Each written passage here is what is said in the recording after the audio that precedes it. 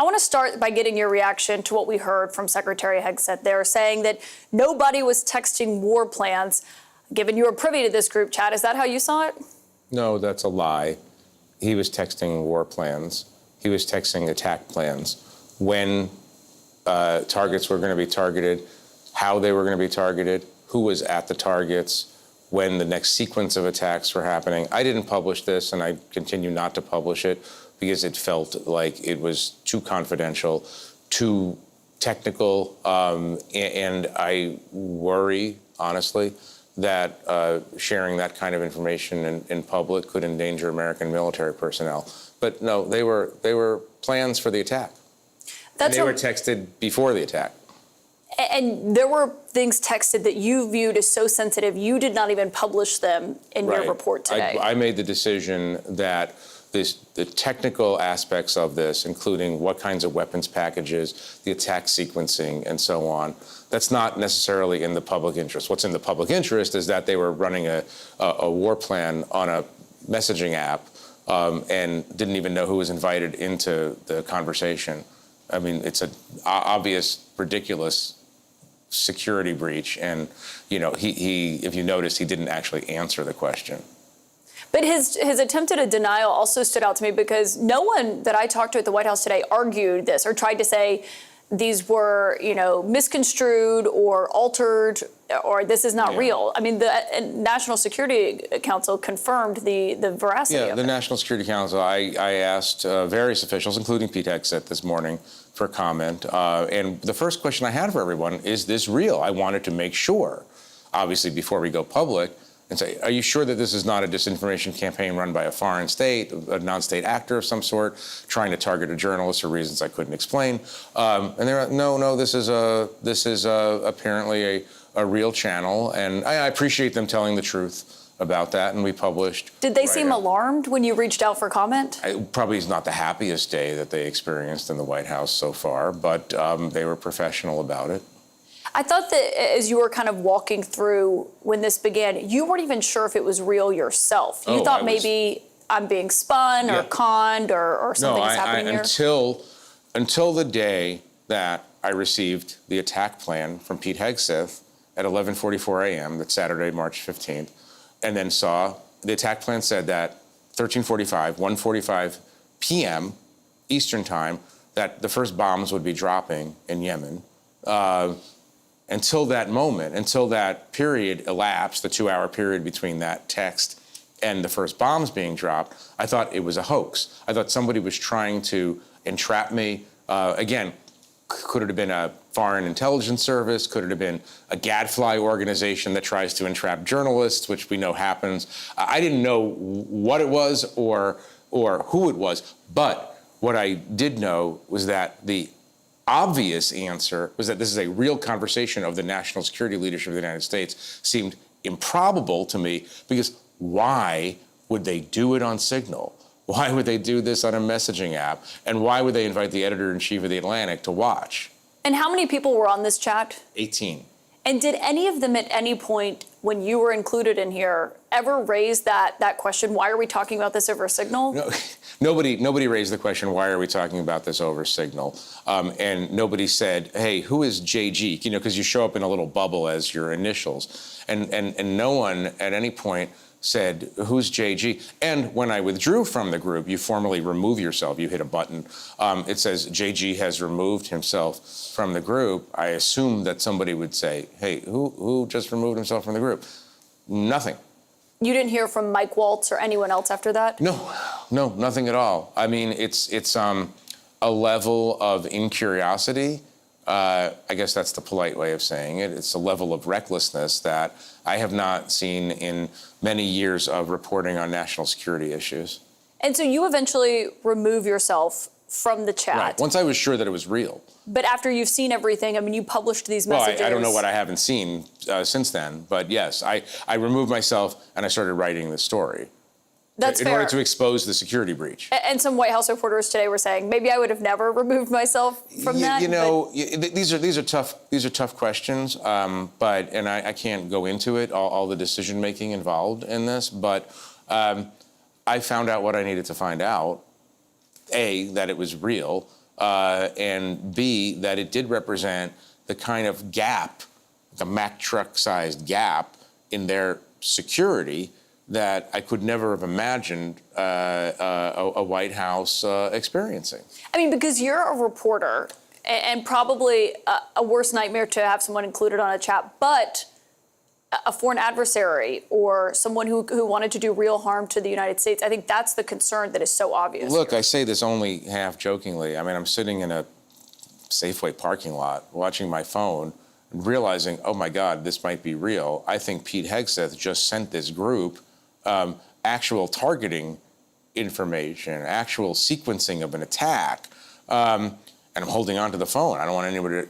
And then I thought to myself, well, I mean, I guess they're lucky they didn't send this to a Houthi by mistake, or to a foreign diplomat, or to somebody who would plausibly be in one of their phones. I guess that counts as a kind of luck. That's why they're not supposed to use open source, privately owned messaging services. They're supposed to keep all those conversations on what they call the high side. That's the classified side, where only government officials who are cleared to talk about this stuff get to talk about it. That's why they have that.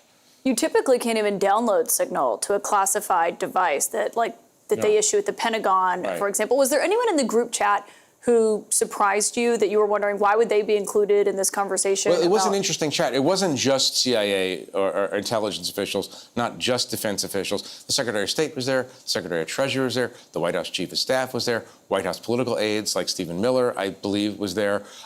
It was a pretty broad group, given that the level that it was at. It was just a kind of an all-encompassing coordination group for a specific action. I would say, to answer your question, I've been surprised by most aspects of this story since I first got invited into the Signal chat. I mean, what have you heard today? I mean, I was getting blown up about this, messages of people saying that they couldn't believe what they were reading in your piece. What did you hear from people today? That they couldn't believe what they were hearing in the piece. I mean, like I said, I mean, I'm very interested, obviously, in what the professionals say about this, professional reporters who cover these issues like I have, people who have been in government. It's a combination of extreme bad luck. How could you possibly invite the editor of The Atlantic into your chat? What are the chances of that? And also just real anxiety and anger, both about the sloppiness. Remember, American service people were involved directly in this attack. It wasn't just standoff weapons fired from 1,000 miles away. But you can't just put out this kind of information and hope for the best. The other piece that people are upset about, and there's a lot of military people feel this way, is like, hey, we have guidelines about how we're supposed to handle sensitive information. We have to pass tests every year on this. We get punished if we leave something on a desk.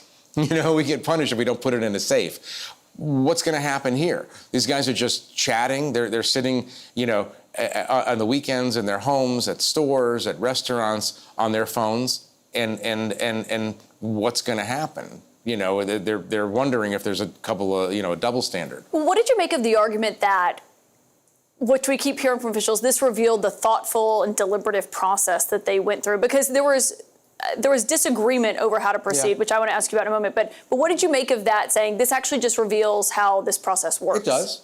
It does. I mean, that was part of the interesting part of the reporting for me, was that, oh, wow, we just found out that JD Vance really disagrees with the president on this particular issue. JD Vance made a compelling argument. Other people countered the argument. What was really interesting was that the person designated SM, which I took to be Stephen Miller, shut down that conversation. He said, I heard the president say we're doing this, and we're doing this, and that was the end of the conversation. For those who haven't read the story, which everyone should, the vice president's disagreement, you said, was clear with moving forward on the strike, because you quoted him as saying, I'm not sure the president is aware how inconsistent this is with his message on Europe right now. There's a further risk that we see a moderate to severe spike in oil prices. I'm willing to support the consensus of the team and keep these concerns to myself, but he was arguing for delaying these strikes. Yeah, well, what's interesting is that he's saying that he would keep those concerns to himself, but he's basically just told the entire cabinet that he disagrees with the president's decision, and not only that, that he doesn't think the president understands. That's pretty heavy. Doesn't think the president understands the consequences and ramifications. That was very revealing and interesting. I would say, yes, I found the policy dialogue very, very interesting to read. And you could see the different strains of thought in this administration. Ultimately, they came into line and they launched the attack. The president responded today by pointing to the success of the attack and bashing the Atlantic. The reporter didn't cite you specifically. He may not have known at that point that it was you who was included. I think that might change his reaction just based on how he's responded in the past. What was your reaction to that? I found it interesting, and I want to look at the timeline, but I find it interesting that I believe that was early in the afternoon. I alerted the White House shortly after 9 in the morning, and that was emails and texts and calls to Mike Waltz, Stephen Miller, Susie Wiles, and so on. I found it interesting, and again, I want to figure this out.